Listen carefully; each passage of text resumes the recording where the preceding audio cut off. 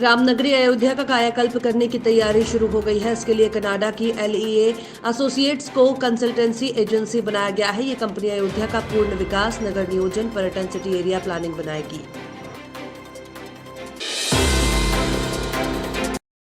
उत्तर प्रदेश में पंचायत चुनाव को लेकर राज्य सरकार ने अपनी तैयारी तेज कर दी है। मंगलवार को हुई कैबिनेट में पंचायत चुनाव में आरक्षण नियमावली के पास होने के साथ ही अब पंचायतों में चक्रानुक्रम आरक्षण का रास्ता साफ हो गया है। बिहार में लंबे इंतजार के बाद आखिरकार मंगलवार को नीतीश कुमार के नेतृत्व वाली NDA सरकार मंत्रिमंडल का विस्तार हो गया।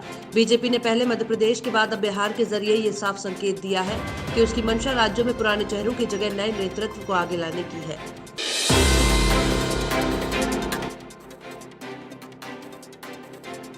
यूपी के कासगंज में पुलिस के सिपाही की हत्या और दरोगा को बुरी तरह घायल कर देने के मामले में पुलिस ने एक आरोपी को एनकाउंटर में ढेर कर दिया है। मुख्य आरोपी मोती धीमर का भाई एलकार बुधवार सुबह एक मुठभेड़ में मारा गया।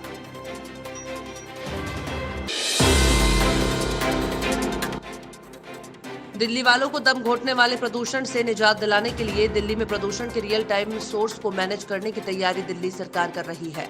दिल्ली सरकार किसी जगह पर वास्तविक समय में प्रदूषण के स्रोत का पता लगाने के लिए IIT कानपुर, IIT दिल्ली और टैरी के साथ मिलकर काम करेगी।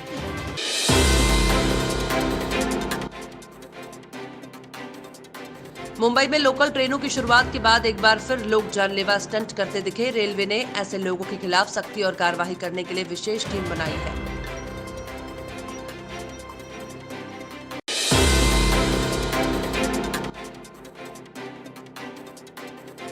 आंध्र प्रदेश में 2723 पंचायतों के लिए पहले चरण के चुनाव में 81.42% मतदान हुआ। राज्य निर्वाचन आयोग ने ये जानकारी दी। हालांकि AC ने मतदान के लिए पात्र कुल मतदाताओं की संख्या नहीं बताई।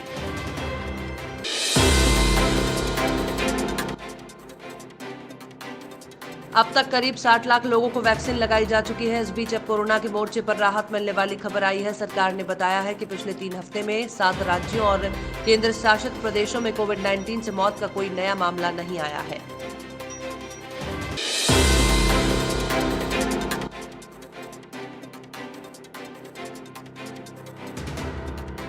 पश्चिम बंगाल में विधानसभा चुनाव अब बेहद नजदीक है। इस चुनाव में कांग्रेस ने भारतीय कम्युनिस्ट पार्टी के साथ ही गठबंधन किया है, लेकिन अब गठबंधन के इन दोनों दलों के लिए चुनौती बढ़ सकती है।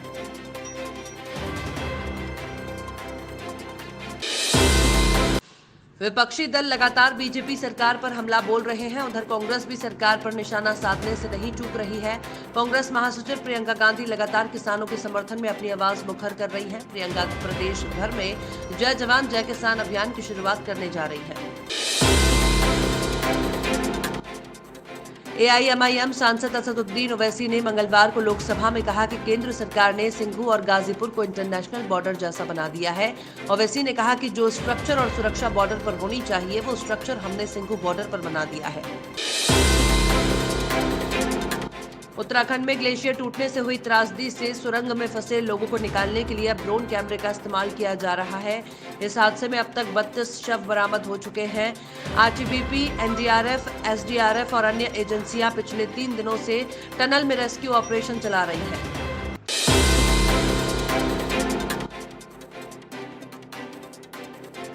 बिहार में उद्योग प्रसार के बारे में शाहनवाज हुसैन ने कहा कि अगर हम यहीं पर संसाधन दें तो बांग्लादेश जो टेक्सटाइल का हब बन गया वो यहाँ भी बन सकता है।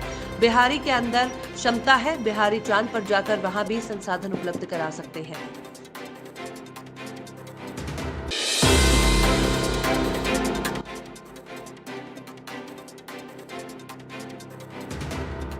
छब्बीस जनवरी को लाल किले में हुई हिंसा के मामले में 15 दिन बाद गिरफ्तार पंजाबी एक्टर दीप सिद्धू को कोर्ट ने 7 दिन की पुलिस रिमांड पर भेज दिया। सिद्धू को गिरफ्तार करने के बाद दिल्ली पुलिस की स्पेशल सेल ने दिल्ली की 30 हजारी कोर्ट में पेश किया।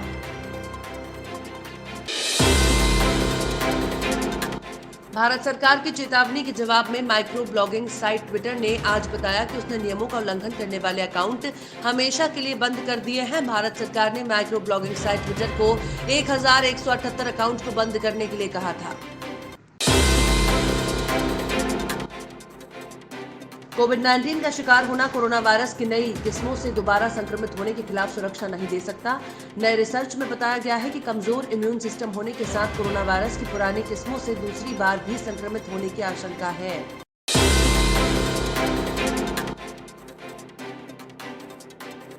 कृषि कानूनों के खिलाफ दिल्ली में 26 जनवरी को ट्रैक्टर रैली के दौरान हुई हिंसा के मामले में एक और आरोपी की गिरफ्तारी हुई है। इकबाल सिंह को दिल्ली पुलिस की स्पेशल सेल ने मंगलवार रात पंजाब के होशियारपुर से गिरफ्तार किया।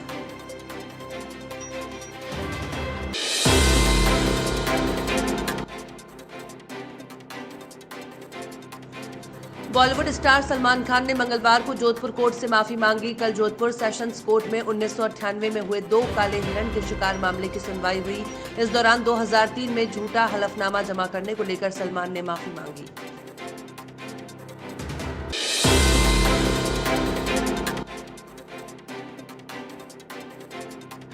नागिन फेम अनीता हसनंदानी और उनके पति रोहित रेड्डी ने 9 फरवरी को ही अपने बच्चे का स्वागत किया है। कपल के घर में बेटे ने जन्म लिया है। रेड्डी ने अपने इंस्टाग्राम पर एक पोस्ट शेयर कर इस बात की जानकारी दी।